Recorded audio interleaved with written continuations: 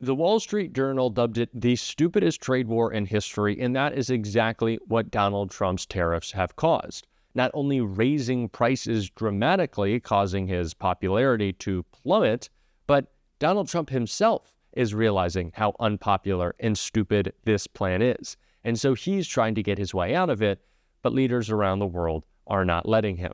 Like Justin Trudeau, who went public with how he will be responding to Donald Trump's tariffs, also leaking a bit of the conversation on a private phone call between them, showing how scared Donald Trump is. And Trump, as you can expect, is furious. We are going to get into it all. But before we do, if I could quickly ask you to leave a like on this video. And if you haven't already and you enjoy our channel, to hit that subscribe button. It goes a long way, and it really does mean a lot to me. Now, before we get into Justin Trudeau's response, I first, unfortunately, want to hear from Carolyn Levitt, who is talking about their conversation right here. Well, the president did just put out a statement on his call with the governor, Justin Trudeau, as he calls him, of Canada. And he said that he was not pleased, as you said. He said it's not good enough. He told Prime Minister Justin Trudeau that directly. The call ended in a somewhat friendly manner, as the president said, but he's not going to stop standing up for the American people. And to answer your question directly when it comes to fentanyl, for the last 4 years, unfortunately, our neighbors to the north and the south, Canada and Mexico, respectively, have allowed America to be a dumping ground, not just for illegal aliens, but for illegal, poisonous, deadly fentanyl, which is now the #1 killer of young people in this country aged 18 to 34.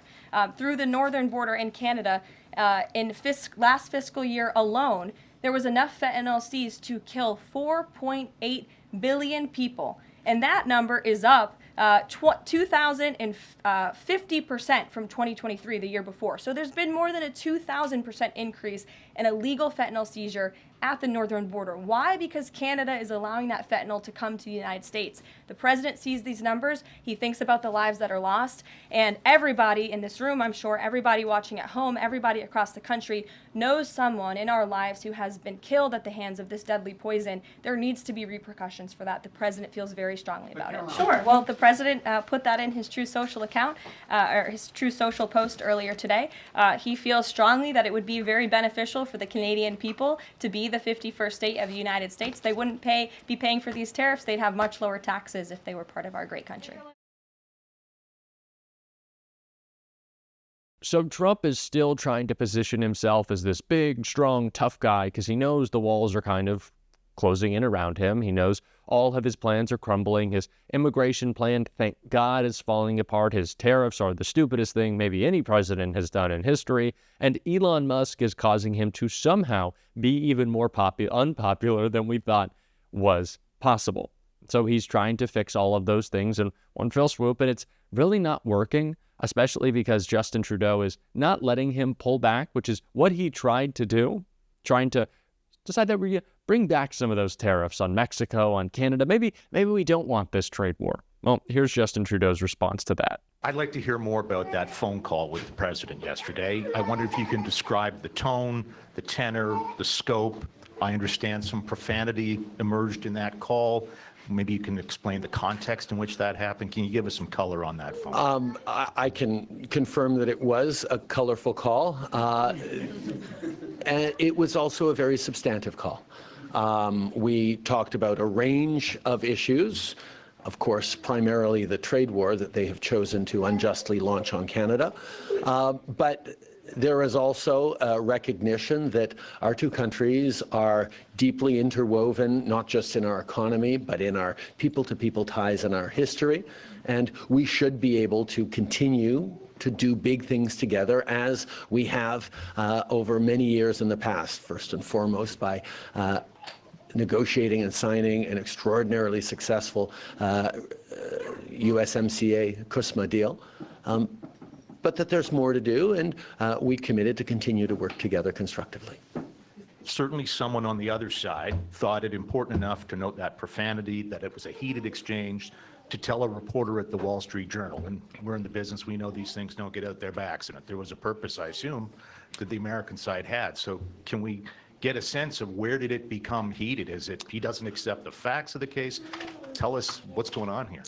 I'm not going to get into it in details, but there were different sections of the conversation in which different approaches and tones. But I've been having conversations and working with Donald for over 8 years now, and a lot of it is rolling with it. A lot of it is figuring out how to move forward constructively despite certain unpredictabilities that often come in, and remembering to stay steady no matter what. And that is the approach I've always taken. A firmness around standing up for Canadians, but an understanding that we can and should be working together to create benefits on both sides of the border, because that's how we benefit the most.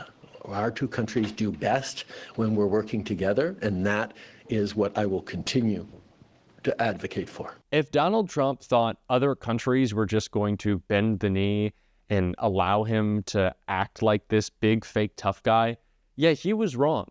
And we expected this. Other countries are responding. They will not just be walked all over.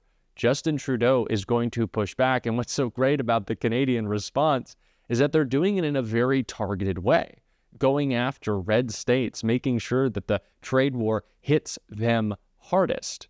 And one of the best examples of that can be seen in the Liberal Party of Canada's Prime Minister candidate, who has a very special and specific way that she's going to get the White House to stop their trade war. You'll just have to take a listen to what she had to say. Joining me now is Chrystia Freeland. She served as Canada's finance minister and deputy prime minister under Justin Trudeau. She's now a candidate for prime minister herself. It is great to see you. You could be, which is pretty incredible to say out loud, you could be the prime minister this time next week. Tariffs, of course, are going to be a major issue. You've suggested Canada should fight back in a very targeted way. You've been very forward about that. You've pushed to target Wisconsin dairy farmers, Michigan manufacturers, Florida oranges, to name a few, as a way of really specifically hitting states that are politically key to Donald Trump. You know what gets to his heart there. How far, for people who are watching, are you ready to go on tariffs? They're gonna be put into place in a couple of hours. How far are you ready to go? And what other targets would you want to aim for? Well, it is great to be with you, Jen, and I am running to be the next leader of the Liberal Party and the next Prime Minister of Canada, because right now we Canadians have to stand up and fight for our country. If the tariffs are imposed, as Prime Minister, I will fight back with dollar-for-dollar retaliatory tariffs, and our retaliation is going to be surgically targeted to create the maximum pressure on the White House to stop what the Wall Street Journal has described quite rightly as the dumbest trade war in history. An example of a measure that I will put in place as Prime Minister is 100% tariffs on Teslas. I think that should get some attention in the White House. And, you know, Jen, I think people, Americans, you know, I don't think you think about Canada all that much. But I think when you do think about Canada, you might think, oh, they're smaller than us. Is this really something I should be worried about? Well, the stock market is worried. Shares have gone down, and this has been a terrible year for U.S. stocks already because of these tariff threats. And the reality is, you guys need us. We are your largest market by far. The U.S. sells more to Canada than to China, Japan, the UK, and France combined. So we do have leverage. And as Prime Minister, I will use it. And not because I want to. I mean, the irony about this, the stupidity about this is right now we have a balanced and mutually beneficial relationship. There is a win-win here. There is an exit ramp. But Americans need to know that if you hit Canada, we will hit back, and we will be sure that our retaliation hurts. I think Americans are very concerned right now about these tariffs that are about to go into place and could impact their bottom line and their cost of goods. Let me ask you this. You just mentioned Elon Musk. I think everybody in this country is learning a lot about his influence, which is unwieldy and over the top, just to say a few words. You mentioned 100% tariffs on Teslas to hit Elon Musk. He owns a number of other companies. Obviously, there's Starlink. Would you ever consider canceling Canada's contracts with Starlink, for example? Absolutely. And Canadian premiers have already said that they would do that. I think you made a really important point a minute ago, Jen, which is right now, this is maybe abstract for Americans. But if these tariffs are put in place, it is going to hurt Americans. Anyone who has a 401k is going to be hit because the stock market is already hurting. Anyone who needs to fill their car up with gas is going to be hit. You are going to be putting tariffs, a tax on the oil and gas and electricity that we sell you.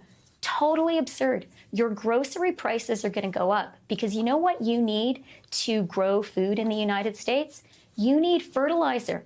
And 80% of it comes from Canada, and you're going to put a 25% tax on it?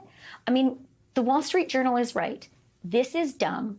This is utterly self-mutilating, and our retaliation is going to make it worse because we can't stand for these attacks on our economy.